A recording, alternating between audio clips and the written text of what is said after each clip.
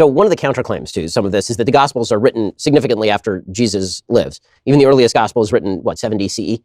Somewhere 40 years after Jesus is crucified. So what's to say, I mean, that like most historical events, there is some play in the joints here, so that this would be the historical argument against the exact veracity of the gospel revelations, for example. Now, I think it's important to understand, Ben, that in order for a historical document to be reliable, it isn't required that it be inerrant. Contemporaneous, of course. So, of course.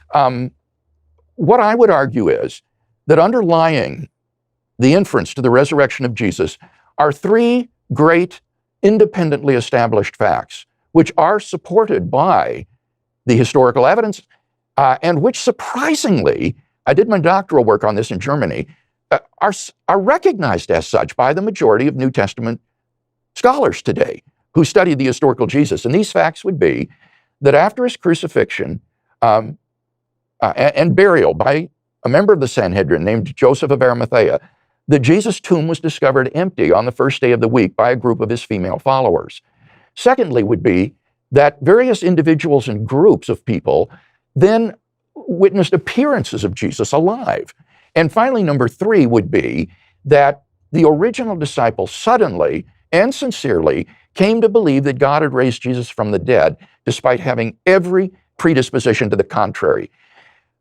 The vast majority of scholars have come to accept as convincing the evidence in support of those three facts, not assuming biblical inerrancy or inspiration, but treating the Gospels as ordinary historical documents. You can show, for example, that the fact of the discovery of the empty tomb is attested by at least 6 independent sources in the New Testament, some of which are extraordinarily early. No scholar denies that individuals and groups saw postmortem appearances of Jesus. The only question is whether you should or could dismiss them as hallucinatory. And again, nobody denies that the original disciples suddenly and sincerely came to believe that God had raised Jesus from the dead. So these three facts are pretty firmly established, and the only question is then how do you best explain them?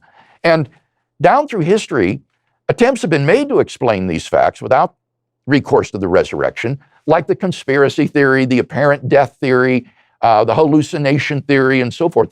And I would argue that none of these naturalistic theories meets the criteria for being the best historical explanation of the facts. None of them is as good an explanation as the one that the original disciples gave, that God raised Jesus from the dead.